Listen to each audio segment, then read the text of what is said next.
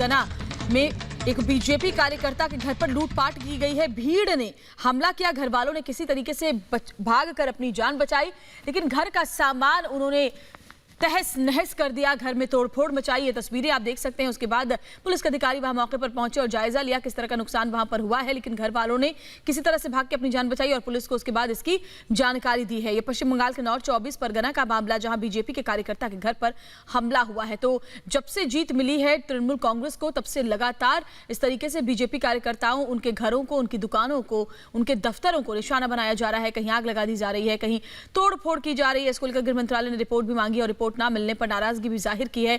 लेकिन एक बार फिर से पश्चिम बंगाल के नॉर्थ 24 परगना में हिंसा हुई है। ये दो तस्वीरें आपके सामने।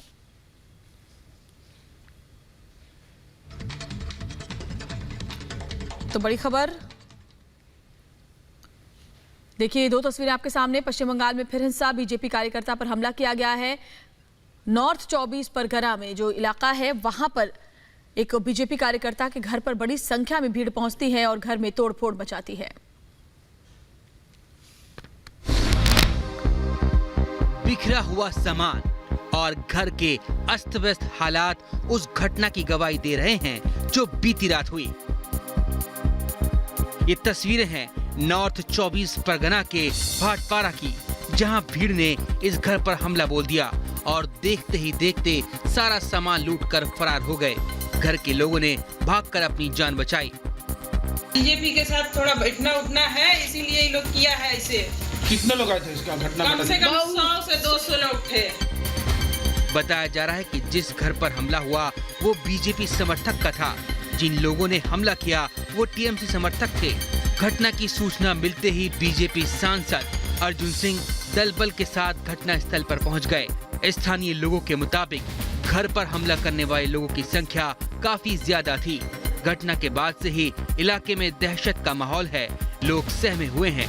दरअसल पश्चिम बंगाल विधानसभा के नतीजे आने के बाद से ही अलग अलग हिस्सों में हिंसक घटनाएं हो रही हैं। बीजेपी का आरोप है कि कार्यकर्ताओं पर टीएमसी के कार्यकर्ता हमला कर रहे हैं। अब तक हुई हिंसक झड़प में 9 लोगों की मौत हो चुकी है, लेकिन मुख्यमंत्री ममता बनर्जी खामोश हैं। Bureau report, Republic Bharat.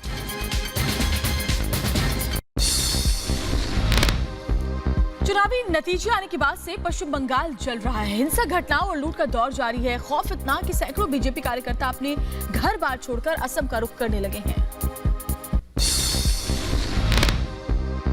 पश्चिम बंगाल में नतीजों के बाद से ही हिंसा चरम पर है। जगह जगह आगजनी, हत्या, तोड़फोड़ और बमबारी हो रही है। इस हिंसा के खिलाफ बीजेपी ने देशव्यापी प्रदर्शन शुरू कर दिया।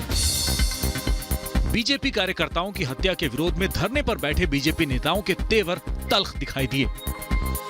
प्रदेश बीजेपी अध्यक्ष दिलीप घोष ने इसके लिए सीधे तौर पर टीएमसी को जिम्मेदार बताया है। लोगों को बिलखते हुए, हाहाकार करते हुए रास्ते में दिखे। हमारे पास जो खबर काल तक था, लगभग 60,000 लोग घर छोड़ करके गाँव छोड़ के भागे हुए। यहाँ तक कि हमारे लोग आसाम में, उड़ीसा में गए हुए हैं भाग करके जान बचाने के लिए। हालात यहाँ तक बिगड़ गए हैं कि पिछले 3 दिन में करीब 10 से ज्यादा लोगों की हत्या हो चुकी है, जिसकी वजह से सैकड़ों बीजेपी कार्यकर्ता बंगाल से असम की ओर पलायन कर रहे हैं।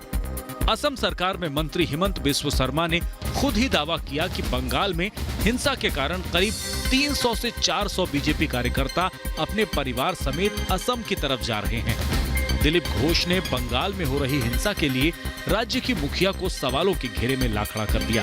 हालांकि ममता बनर्जी खुद कार्यकर्ताओं से संयम बरतने की अपील कर चुकी हैं, लेकिन इसका भी कोई खास असर दिखाई नहीं देता। Bureau report.